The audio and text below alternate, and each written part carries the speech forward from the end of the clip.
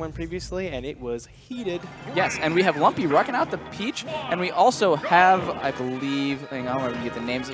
We have JimboShlice rocking with the Joker. Joker being the newest character coming in this past Wednesday, which was kind of interesting because we weren't able to play him last week when we were here. But he's out here, he's in full force, and we've seen some kind of nutty things that he's able to do. Oh, and I'm very excited to see how much people are going to be able to push this character. Yeah, and of course, you're going to see multiple Jokers this week here. And I don't know if you were a victim of the trying to download the patch 3.0, but yes, I certainly was. I did, although I'm not smart enough to meme it. Could have been it to the punch. I could have been the funny guy. I could have been the cool guy. Yep, and right now JimboShlice already going with the Arsene, knowing that you kind of get the persona at a pretty good percent when it comes down to killing, and just gonna eat that forward smash, all that meaty damage, and is gonna eat that trade as well, taking the first stock of game one. Definitely, if we didn't have the persona there, that would not have taken it by any means. But I wonder what weight class would you say Peach is? I wouldn't be able to say. She's light. Light, okay, yeah. And can I say that I absolutely love his what is his persona called? Arsene. Arsene, yes. His non-Arsene uppy is those combos are just tasty. And we finally get the reason of why he's got that grappling hook. It's because the Persona 5 Royal that was announced already, coming out a little bit later in the time. But either way, or not Royal, sorry.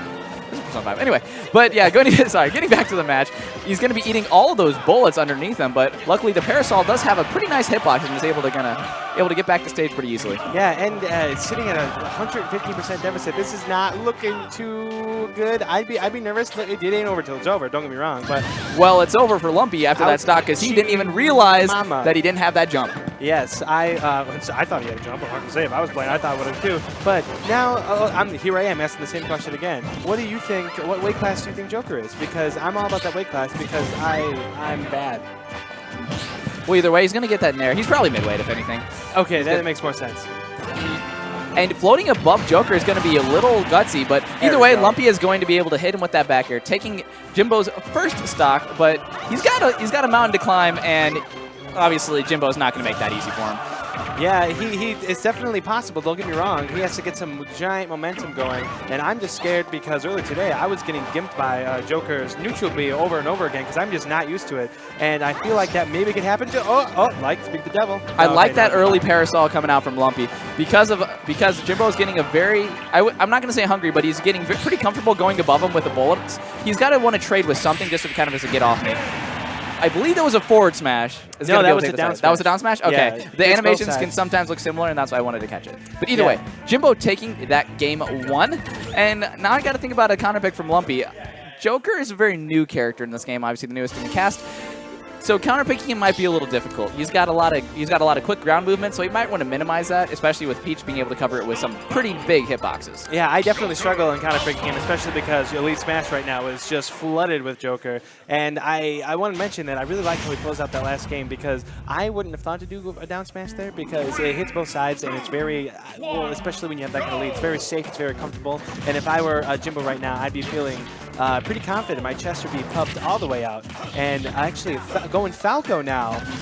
Lumpy pulling out maybe some sort of trickery with the matchup because I don't know about you, but I've never seen Joker Falco yet. Have you? I have not. But what I do like about this matchup is that most of what Falco is going to be able to get a lot of mileage out of is how much he can. Ooh, that's dangerous. Well, either way, Falco's going to be able to get. Yeah, he's going to be able to get a lot of mileage out of his up tilt. So. You've seen a lot of people who kind of make the joke of all Falco really needs to do is spam up tilt. So if Jimbo ever lands not safely on shield and gets a little too gutsy, you're going to be able to see a lot of damage. And if he gets around 80%, especially on this stage, you're going to see a kill. Yeah, and I feel like he can really go off stage and edge guard the crap out of him right now because doesn't Falco have the highest jump in the game?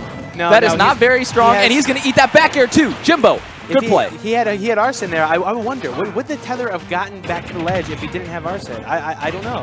That's Arsene does question. give you more of a vertical height. Oh, most definitely. But anyway, what I was saying was Falco can just really play around with his edge guards here because I was going to ask. I keep on asking you questions. I don't know. You're a smart guy. Maybe it's that. Anyway, so doesn't Falco have one of the highest, biggest, longest? One of the highest jumps, yes. Highest. It took me like 5 times to get there. Highest jumps of the game besides, who else am I thinking of?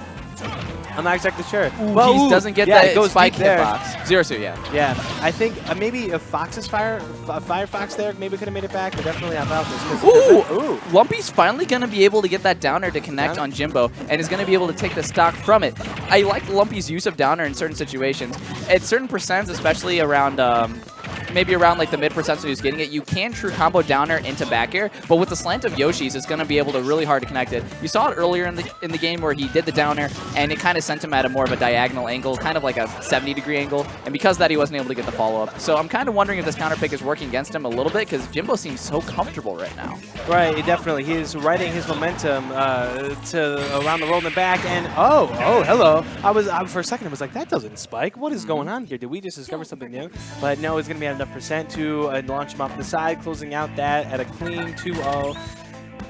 That was something. That was really good. Maybe the Falco wasn't the best idea, but who knows? I don't know. You know, the way that first match went with Peach, it seems like he was looking for something. And one of the things that you can kind of tell if a Peach is panicking is if the Peach is just floating there. Not talking about the float cancels or kind of like floating above the stage. Kind of like if they're getting back towards Legend, they're just floating down at like as slow as can possibly be. So he didn't really seem as comfortable on that Peach pick. I liked with Falco, he seemed to have a little bit more movement,